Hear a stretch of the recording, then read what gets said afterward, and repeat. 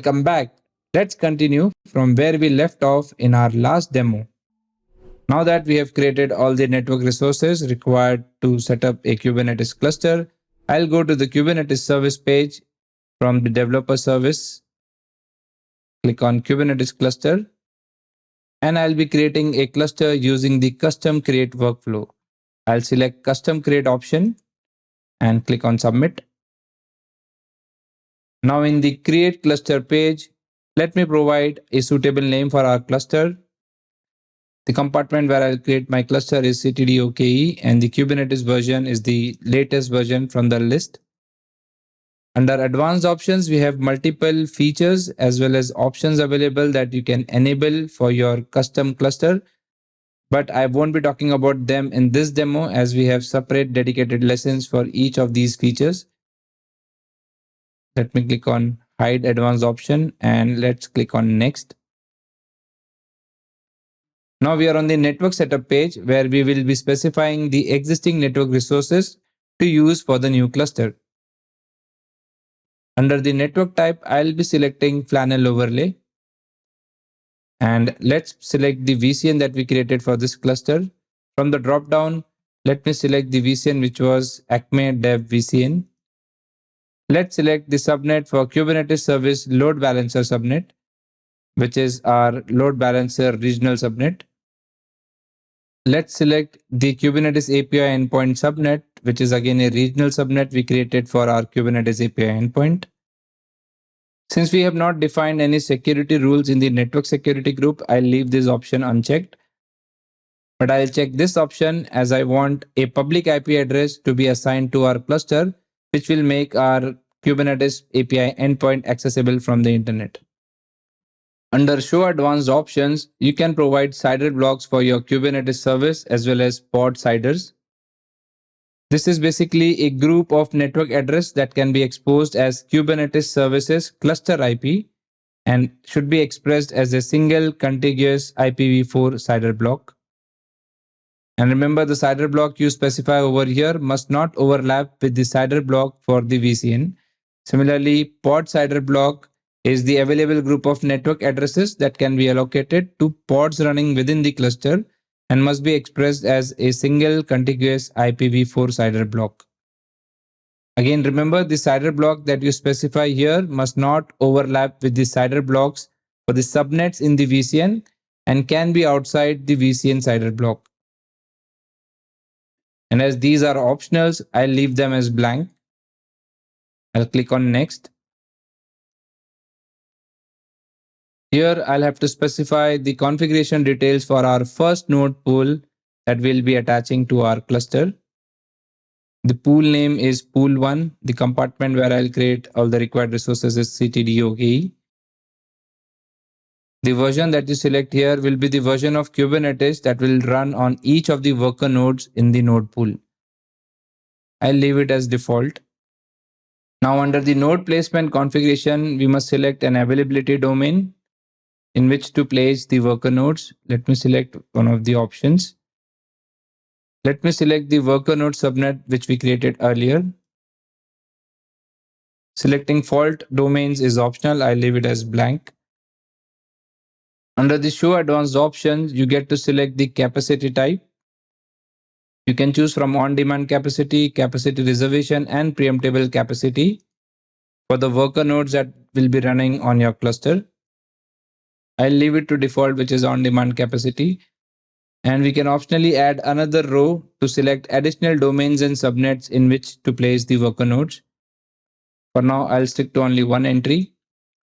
Now under the shape and image section, we can select the node shape, that is the shape using which our worker nodes will be created. I'll leave it as the default one, that is VM standard E3 Flex. And for the image that you want to run on the worker nodes, you can change the image if you wish to. I'll leave it as default. Under the node pool options, we can specify the number of worker nodes to add in the node pool. By default, the value is 3. We can scale it up or scale it down. I leave it to the default value.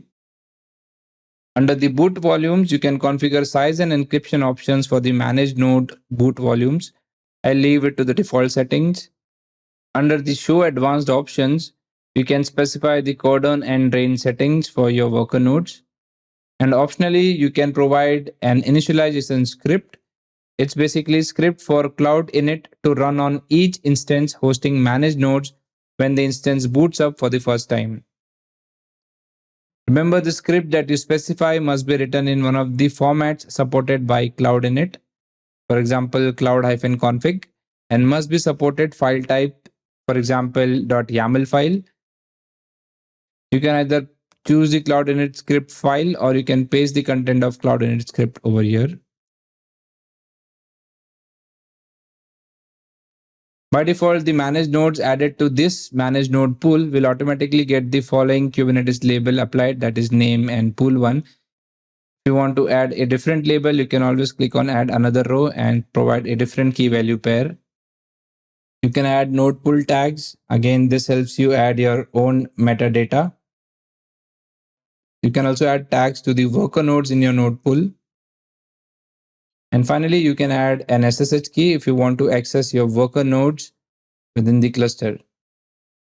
I'll be adding a public key. Let me add a public key from the SSH key pair that I have. I'll click on next to review the cluster details that we have entered for the new cluster. This is the review page where we can cross-check all the details.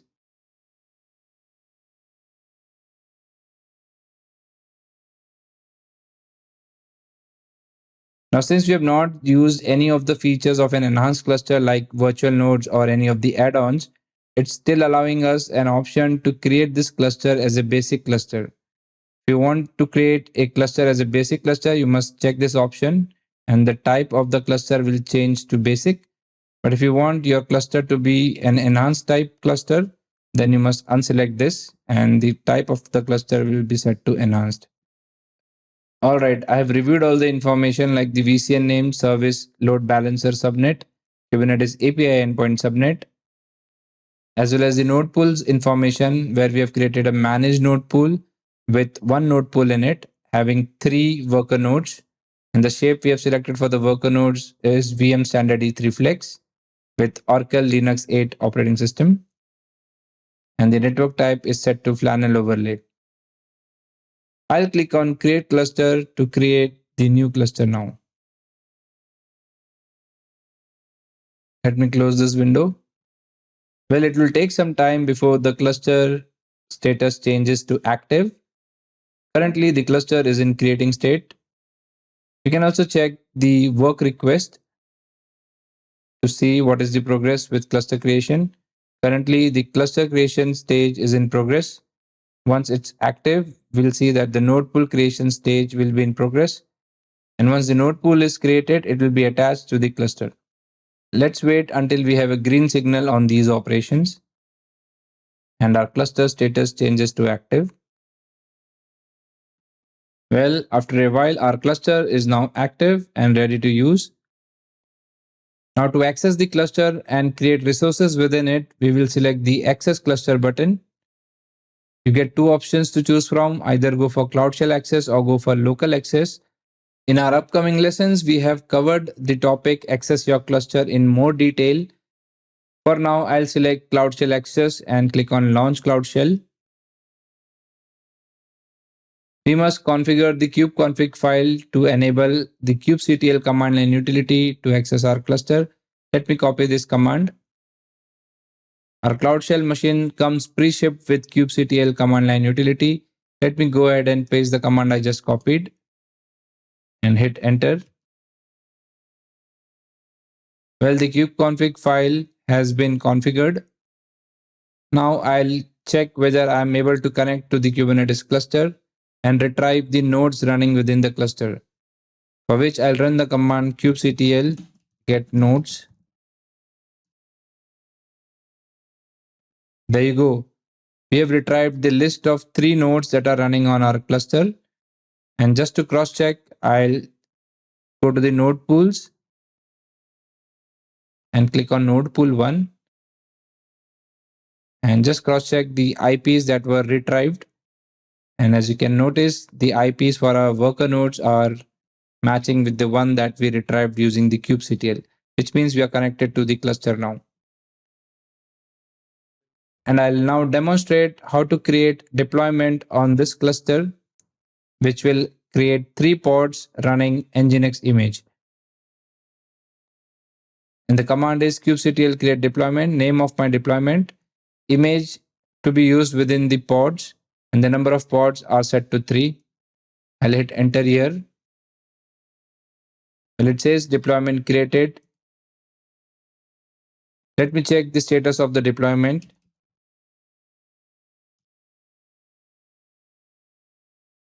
As you can notice, it says 3 out of 3 pods are up and running. I'll also show you the pod status using kubectl command.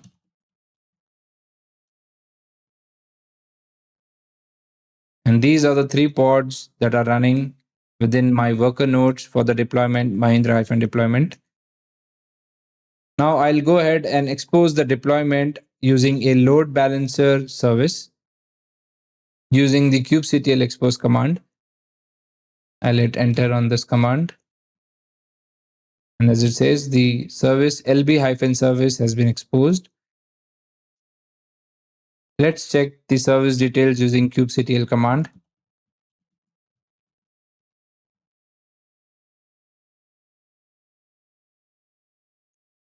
Well, from the list, we can notice that the service lb-service of type load balancer is created and the external IP is still in pending state. We'll have to wait until a load balancer is created and it's assigned a public IP address. Let's rerun the kubectl get service command and see if we have the external IP available now. Well, there you go. We have the external IP available. I'll copy this IP and paste it on a new tab. And there you go. Our Nginx web server is now accessible using the load balancer service. With this, we come to the end of this demo where we successfully created a Kubernetes cluster using the explicitly defined settings and network resources in the custom create workflow. I hope you enjoyed all the demos in this series. See you in the next one. Thank you for watching.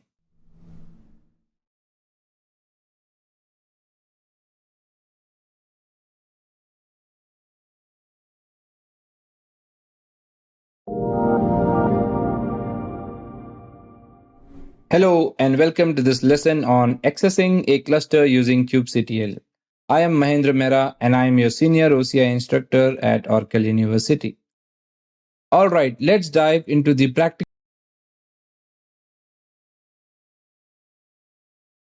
side of things.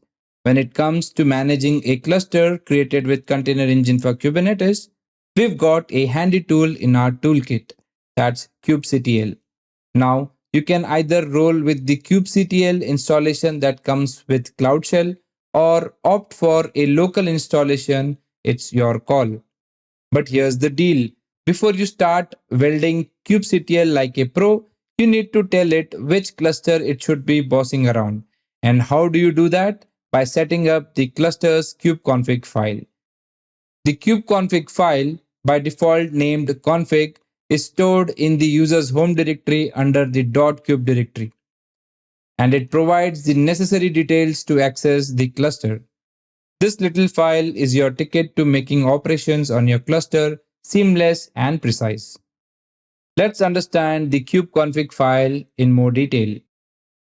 Firstly, a kubeconfig file is your gateway to multiple clusters, which is neatly organized as different contexts.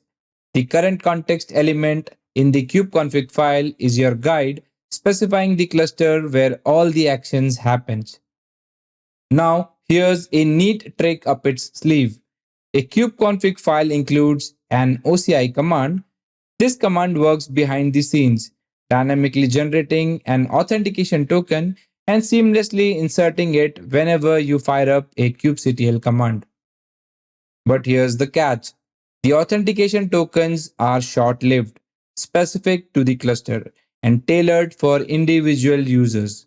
In other words, you can't pass around kubeconfig file like party invitations.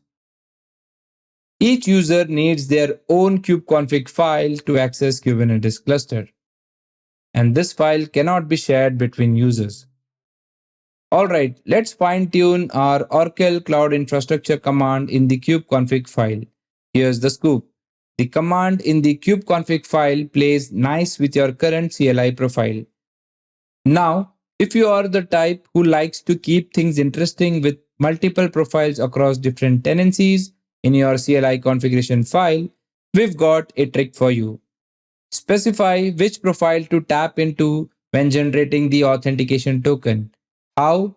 Easy. Just use the following format profile-name in the command. And yes, profile-name is the actual name of the profile you've defined in your CLI configuration file. So replace this placeholder with the actual name that you have defined in your CLI configuration file. Set the OCI CLI profile environment variable before you unleash your kubectl commands. It's as easy as this. Execute the command export OCI underscore CLI underscore profile and set it to your profile name. Remember, profile-name is the specific name of the profile you've laid out in your CLI configuration file. Once done, verify that the kubectl can connect to the cluster using the kubectl get nodes command, and this should return the list of nodes available in your Kubernetes cluster. The authentication tokens generated by the OCI CLI command in the kubeconfig file are tailor-made for individual users using kubectl. However, if you are thinking bigger, like having other processes and tools, say your CI/CD tools accessing the cluster, that's a different ballgame. And in such cases, it's time to consider creating a Kubernetes service account and slipping its authentication token into the kubeconfig file. Watch out for IAM policies throwing in a twist. If there's a policy playing gatekeeper, allowing access only to users with golden touch of multi-factor authentication, we've got your back. Adding a touch of magic to your kubeconfig file with the profile name, auth, and security token. Simply drop these into the argument section of the kubeconfig file, ensuring the MFA verified user's profile is specified. Remember, the profile-name is the name of the MFA verified user's profile defined in the Oracle Cloud Infrastructure CLI configuration file. Streamline your process with the OCI CLI profile environment variable. Before unleashing your kubectl commands, set it to the name of the MFA verified user's profile defined in the CLI configuration file. Just execute export OCI underscore CLI profile, specify the profile name, and you are good to go. After you've sprinkled these updates into your kubeconfig file, make sure the user attempting to access the Kubernetes cluster is MFA verified. Attempting otherwise might just get you a stern unauthorized message, so keep those MFA verified keys handy. You must verify that the kubectl can connect to the cluster using the kubectl get nodes command, and this will result in the list of nodes that the cluster is operating with. To wrap up, in this lesson, we laid the foundation by exploring the essential kubeconfig file for accessing our cluster. In our next lesson, we are diving into the practical side, covering two powerful ways, Cloud Shell access and local shell access, to seamlessly connect with our clusters using kubectl. See you in the next video. Thank you so much for watching.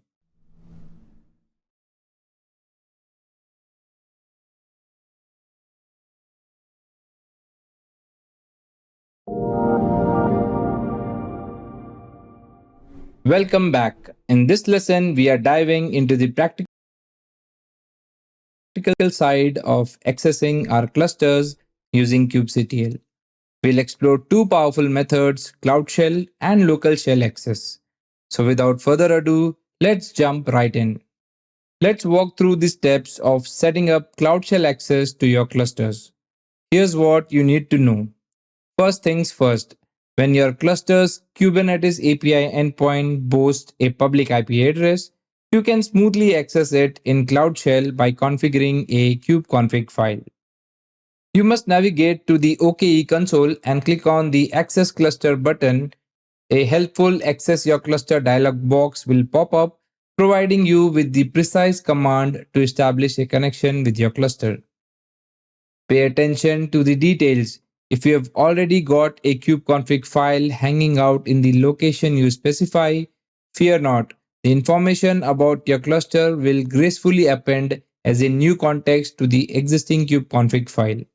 The current context element will elegantly point to this fresh addition.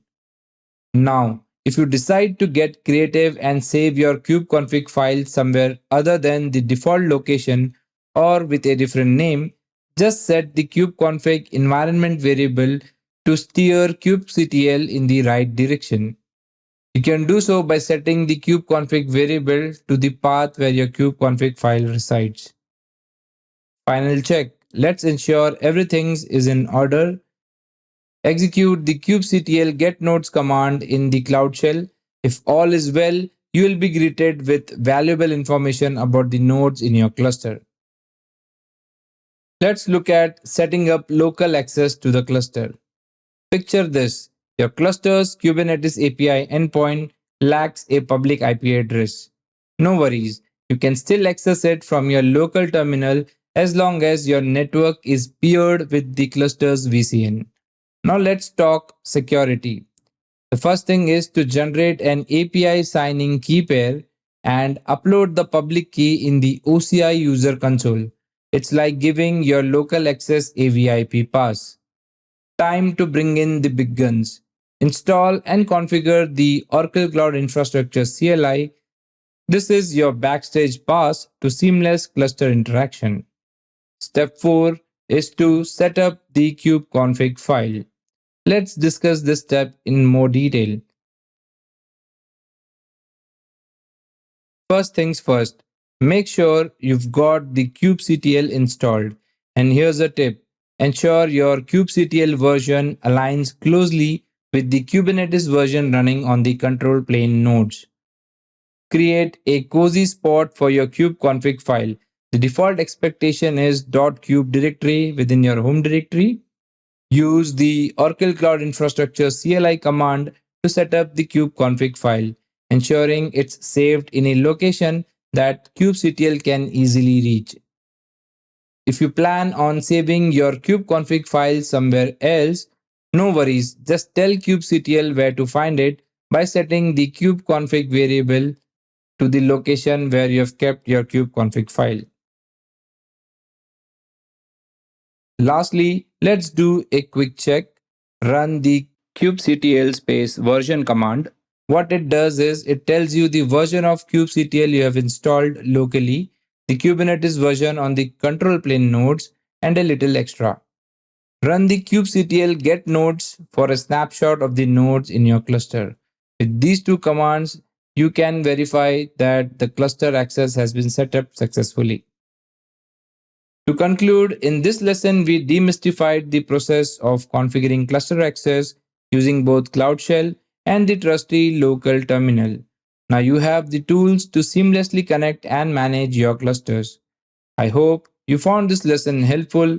See you in the next lesson. Thank you so much for watching.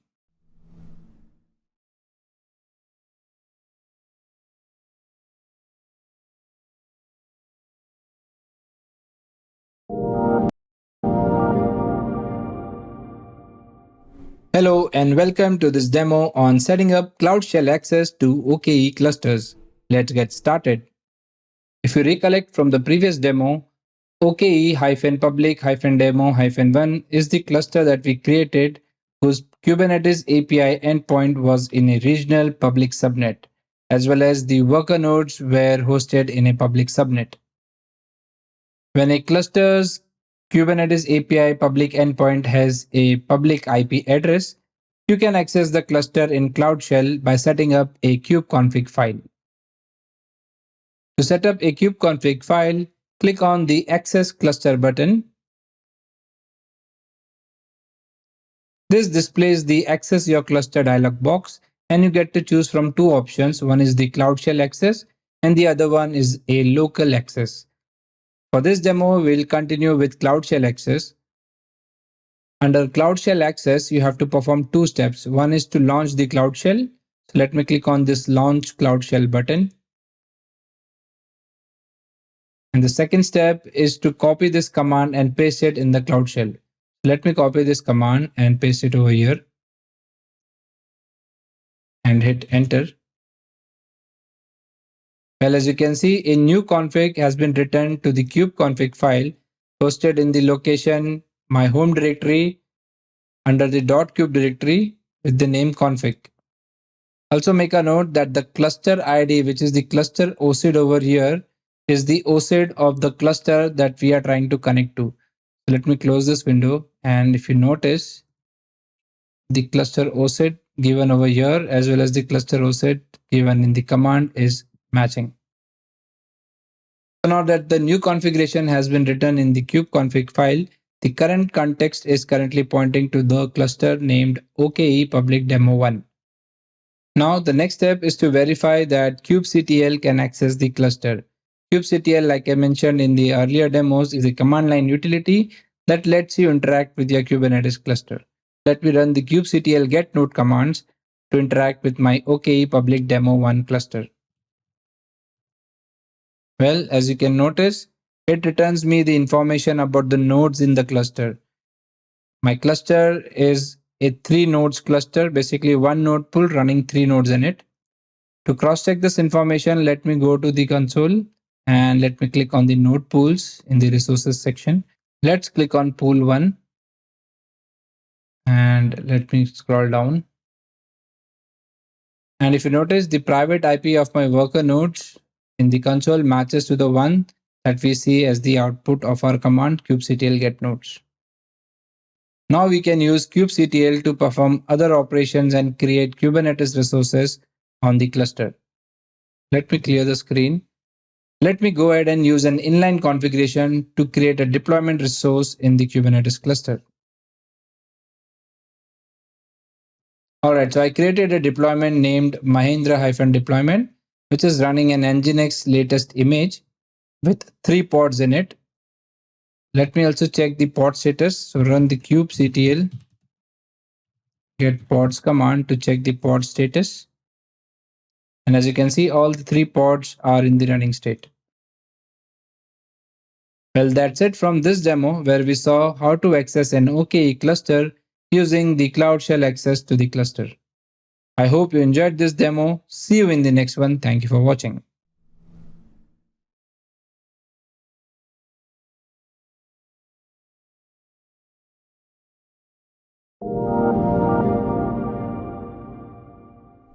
Hello and welcome to this demo on setting up local access to OKE cluster. So let's get started. If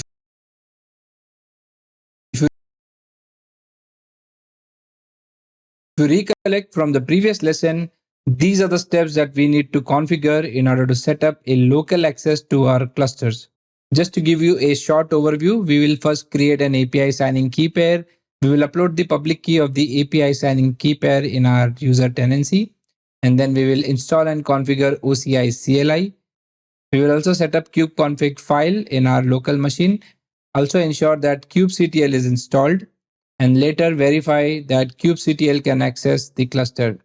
So let's get started. I've logged in into my OCI console and let's go to the Kubernetes cluster service page. OKE public demo 1 is the cluster which we will be setting up access to from the local terminal. Let me click on the cluster.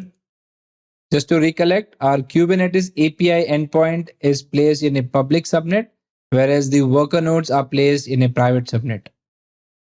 In this demo, we will be setting up our local terminal to access the Kubernetes API endpoint that has a public IP address. To access a cluster with a private Kubernetes API endpoint from a local terminal, we must configure a bastion using OCI bastion service, which we will be covering in the later demos. Let me open up my local terminal. This is my local terminal, which is running on an Oracle Linux 8 operating system. First thing that I'll be doing here is I'll be configuring the OCI CLI. Now we know that step 1 and step 2 involve creating RSA key pair and then uploading the public key. But we will be doing step 1, 2, 3 all together. Let me first install OCI CLI on this machine. To check whether OCI CLI is already configured, you can always run an OCI space -v command. And since OCI CLI is not installed, first step that I'll be doing is to install the OCI CLI, for which I'll be using the command sudo dnf -y install and the package name, which is Oracle Linux Developer Release EL8. Let me go ahead and hit enter. Remember, I'm using Oracle Linux 8 operating system on my local terminal. In case you're using another operating system like Windows, Mac OS X, or any Linux or Unix variant, you must refer the official documentation and see what are the commands and steps to install OCI CLI. Let me hit enter. Well, from the output, it seems that the package Oracle Linux Developer Release EL8 is already up to date. Let me go ahead and install the OCI CLI. The command is sudo dnf install python 36-oci-cli. Let me hit enter.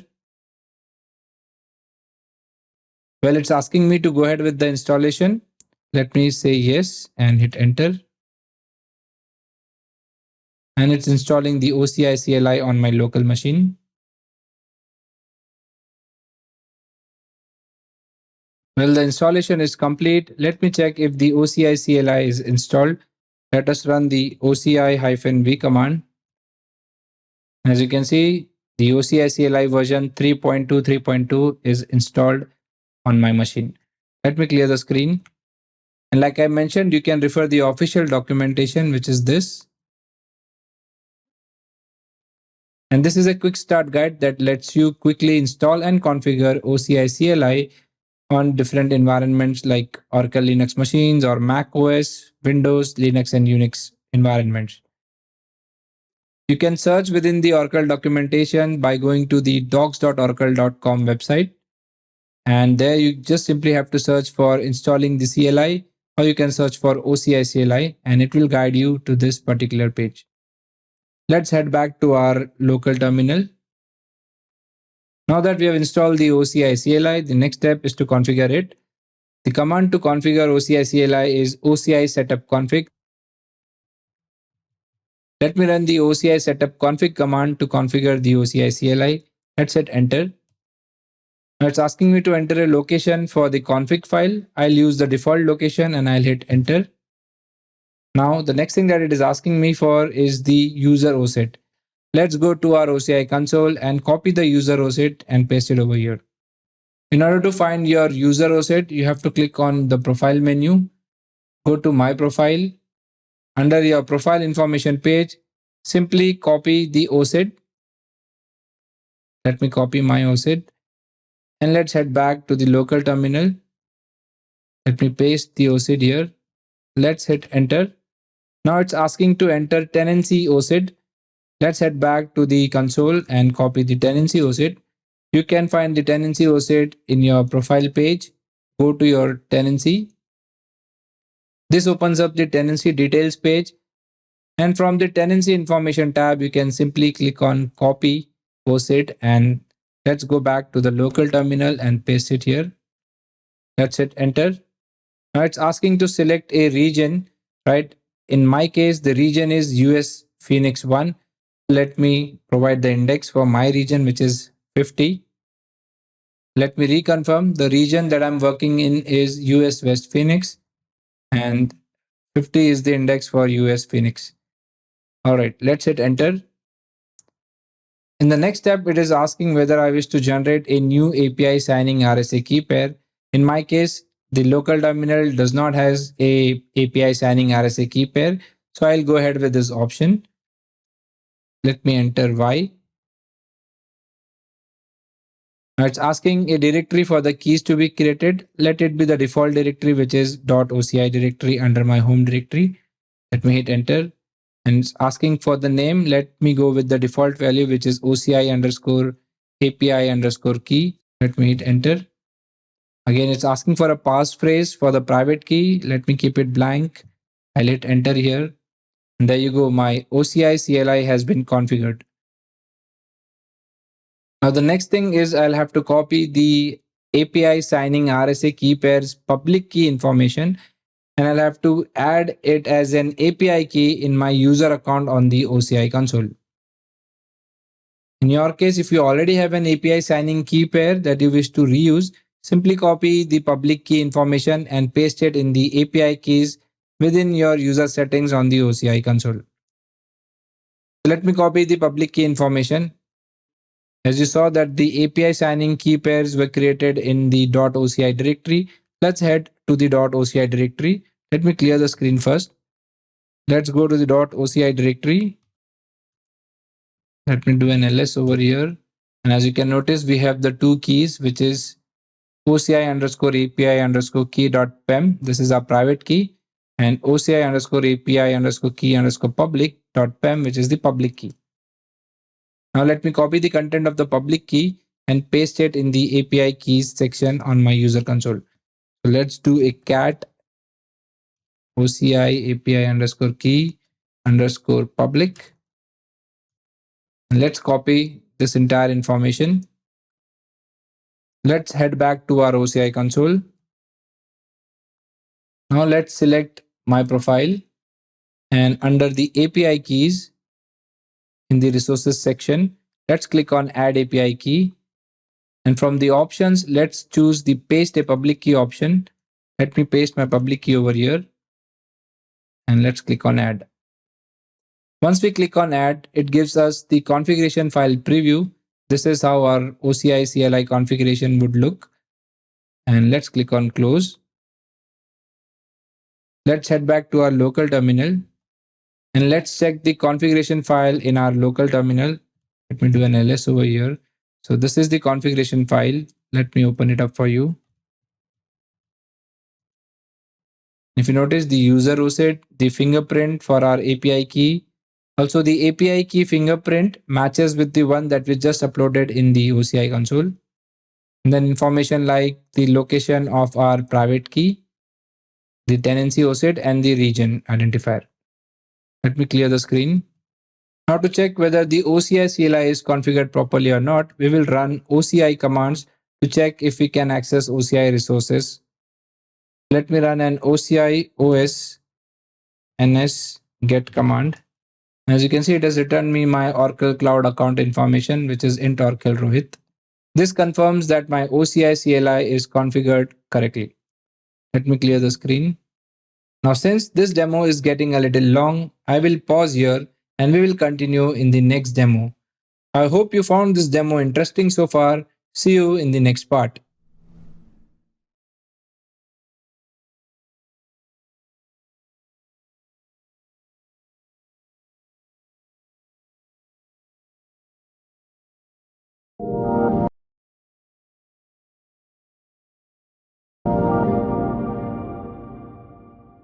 Hello and welcome. Let's continue where we left off in our previous demo. So let's get started. Now the next step is to install kubectl. kubectl is a command line utility that helps us interact with our Kubernetes cluster. In our previous demo where we used Cloud Shell,